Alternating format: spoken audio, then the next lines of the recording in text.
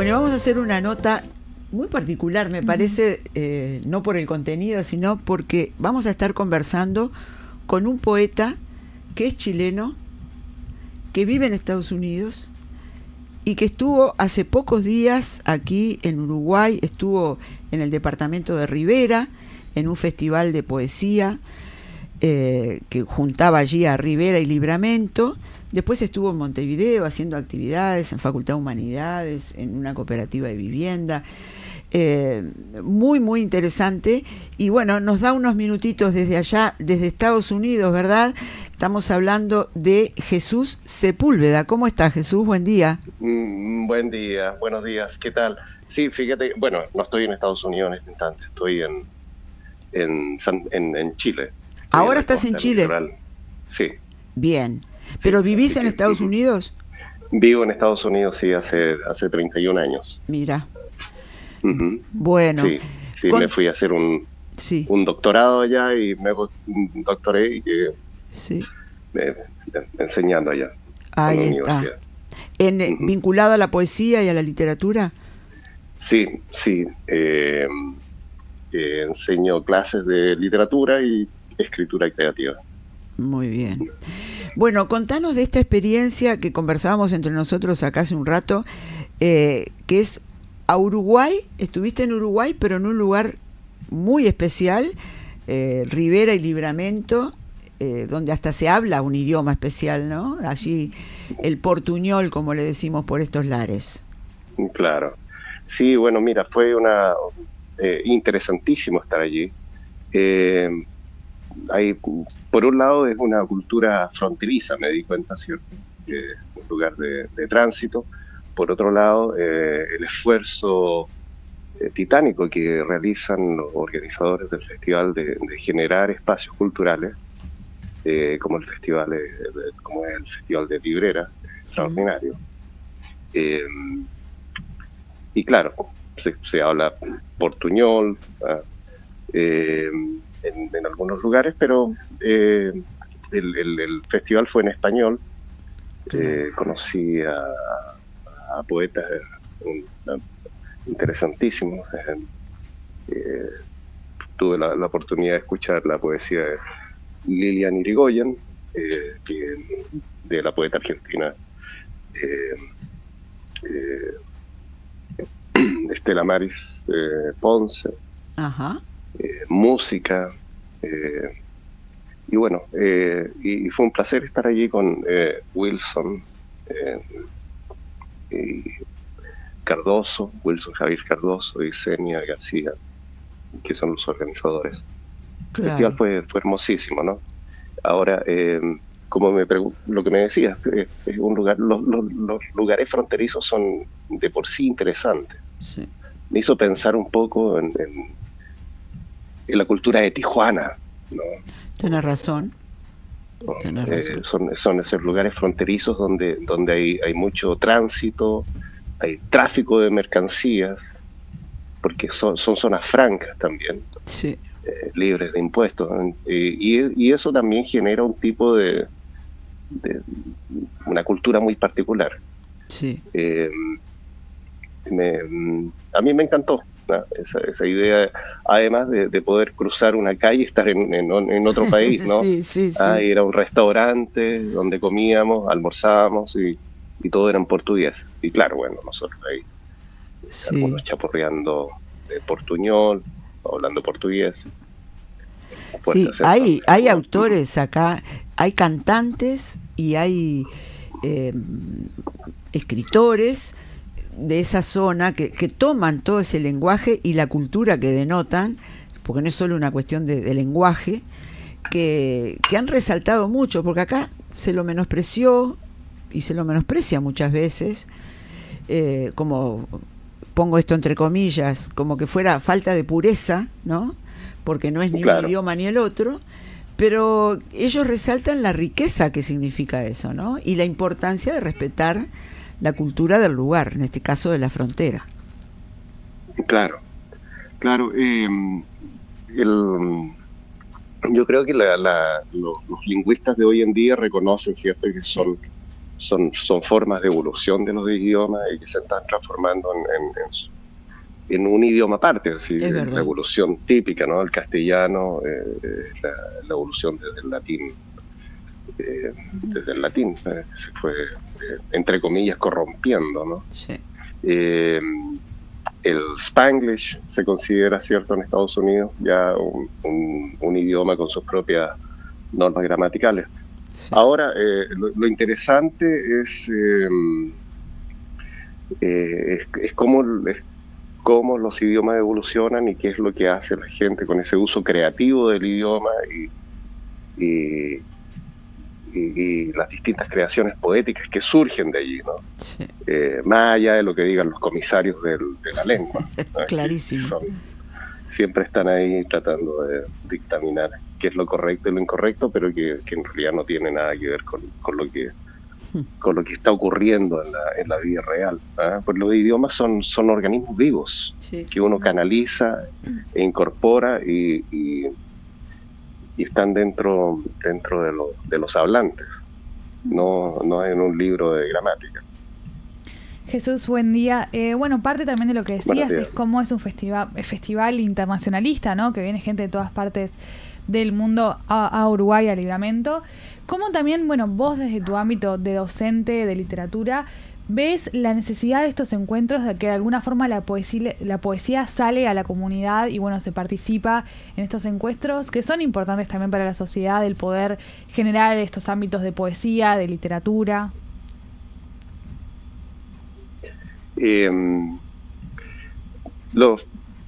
Yo creo que la idea de la lectura pública, la lectura de poesía, es una manera de intervenir en la vida social. Las lecturas comenzaron, no sé, en algún momento en la década del 50, ¿cierto? Se fueron masificando y siempre han tenido un carácter, además de intervención en el espacio público social, y tienen un carácter político, que es una manera de hacer soñar o subvertir las maneras estandarizadas de entender la realidad. Yo creo que eso fue importante, ¿no? En Rivera, a pesar, ¿cierto?, del frío, porque hacía muchísimo frío, y en algunos lugares, ¿cierto?, yo creo que los organizadores esperaban mayor participación, mayor público, pero lo importante fue el haber realizado el festival, haber tenido esas lecturas públicas y generar pequeños momentos memorables, que es lo que perdura. Y eso lo comentábamos, ¿no?, frente a las políticas mega eventistas, donde se realizan eventos con muchísima cantidad de gente, que en realidad a veces no hay nada memorable. Es la calidad, ¿cierto?, de lo que se realizó, lo que importa. Y claro, como dices tú, es un evento internacional, con un poeta de Argentina, yo que soy chileno pero que habito en Estados Unidos, ¿cierto? Claro. Y bueno, y eso fue importante, ¿no? Sí. Momentos memorables, dijiste. ¿Qué momentos señalarías como memorables que se pueden haber vivido allí en ese encuentro que dura, no sé cuántos días duró, pero es un tiempo muy acotado? ¿Cuáles pueden ser los momentos memorables? Bueno, ciertos poemas que quedan rondando, ¿no? Que te quedan en la memoria, conversaciones, ciertas ideas que comienzan a circular luego, ¿no? A partir de un pequeño diálogo. Eso fue cierto, fue importante, ¿no? No sé, por ejemplo, en algún momento un grupo, Noche de Búhos, que es un grupo musical, sí, ellos estaban tocando, ¿cierto? y fuimos nosotros improvisando, leyendo los poemas con la música. Yo creo que fue un momento de creatividad y sincronía, ¿cierto? Allí estaba, por ejemplo, en portuñol, un texto de Michel Cross, Colomba Viasco también participó, sí, cómo ¿cierto? no, Con su música. Entonces hay ese momento que es irreproducible, que es el momento de la creación. claro. Yo creo que surgió allí como una chispa, ¿no? Sí. Y luego, claro, se puede grabar, se puede reproducir, pero no ese momento específico, ¿cierto? Que es memorable y que tiene que ver con una sincronía. Imagínate, ¿no? Estaban tocando música y leímos sin haber planeado eso, sin haber ensayado, y yo creo que salió perfecto, ¿no? Entonces ahí uno se da cuenta que cuando los creadores se juntan y pueden participar y conectarse, se generan esos espacios únicos de creatividad. Uh-huh. Claro, claro. A este lugar fueron invitados, bueno, fueron por interés propio, los junta, los une allí un interés por la poesía, por la creación, por el intercambio. Pero una pregunta para saber, en estas épocas de la tecnología por encima de todo y demás, ¿qué clima encontrás ya como docente allí en Estados Unidos cuando estás trabajando en la universidad? ¿Qué pasa con las nuevas generaciones? ¿Qué espacio le dan a la creación y a la literatura y al intelecto? Claro, yo creo que, mira, en general las tecnologías mediatizan la relación de la persona con sus propias capacidades creativas, ¿no? Una especie de tecnósfera ¿Es verdad? que se interpone en eso, ¿no? Entre el ser que está creando y sus propias capacidades. Esa intervención a veces atrofia la capacidad creativa. Estas nuevas tecnologías digitales efectivamente tienen el efecto de que en la medida que se utilizan van transformando y modificando a las personas, a los seres humanos, ¿no?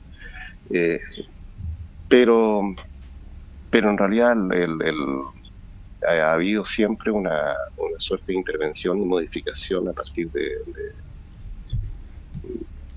tecnologías y otras formas de control del espíritu, por decirlo de algún modo, ¿no? Y siempre surgen personas que pueden crear a pesar de todas esas intervenciones. Ahora en Estados Unidos yo enseño, por ejemplo, un curso de escritura creativa y le pido a los estudiantes que escriban a mano, en papeles, a la vieja usanza. Sí. Y luego presentan sus trabajos, ¿no? Y en ese diálogo ellos van creciendo, se van dando cuenta que más que que en realidad son seres humanos, ¿no? Ciberántropos. Y eso les ayuda a crecer, a desarrollarse, porque en realidad todo consiste en eso, ¿no? Cómo los seres humanos podemos potenciar nuestras capacidades, ¿no? Exactamente. Y poder conectarnos y ser creativos, ¿no? Al respecto, por ejemplo, estuve, ahí en Rivera también conocí a un cantautor y poeta joven, Iván Mederos. Está claro, él pertenece a una generación cierto más mediatizada por la tecnología, pero sin embargo él agarra la guitarra y está en un proceso cierto de desarrollo y potenciar su propia creatividad. Okay. Y en Rivera, fíjate que fuimos a colegios, a escuelas primarias,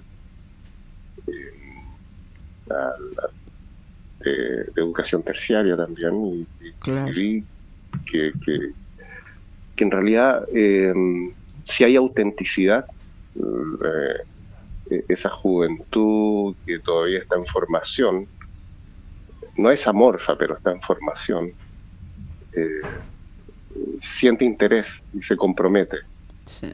con lo que está ocurriendo, y eso les atrae y los lleva a querer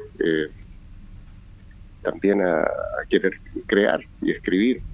La escritura es un modo de expresión fácil, ¿no? Porque lo único que se requiere es tu propio ser, la mano y un lápiz y un papel. Por eso la importancia de llegar, ¿no? Por eso está tan bueno que se haga un encuentro, que se invite, que se vaya a la escuela, que se vaya al colegio, Claro. que tomen contacto con esto que no es tan fácil encontrarlo.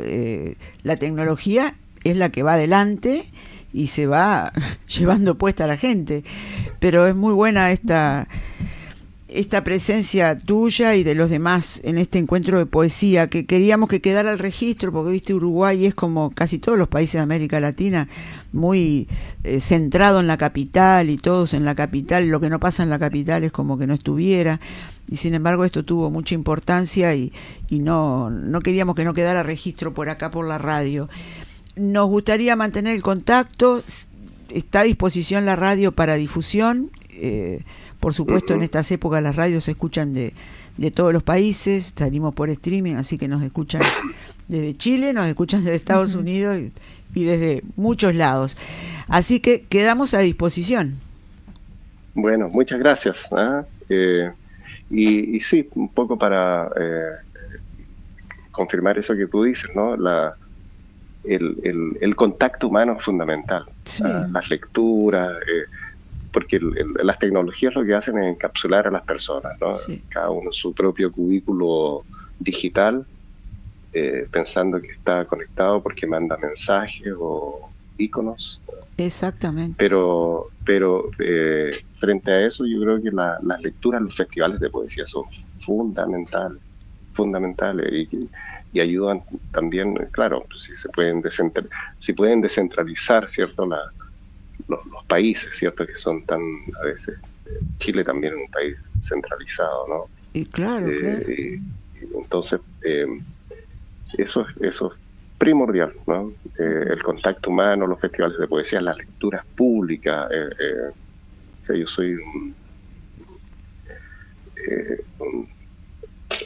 un militante en ese sentido, ¿no? Exacto. Creo que en definitiva, es lo que hace humana a la gente, ¿no? Encontrarse cara a cara, intercambiar, claro. Eso es lo que nos hace humanos. Nos hace humanos y nos da dignidad, además. Sí. Nos hace dignos. Exactamente.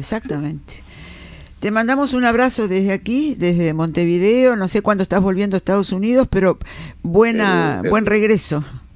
Muchas gracias. Sí, tengo que presentar un libro este viernes en Valparaíso y luego voy a hacer una lectura de poesía acá en La Serena, en el norte de Chile. El 15 al 16 ya estoy volviendo a Estados Unidos. Así que, bueno, un abrazo. Gracias por invitarme a conversar.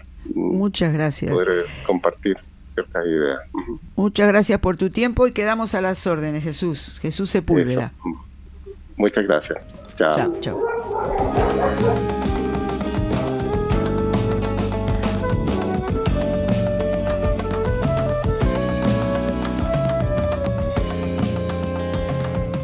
A decir verdad.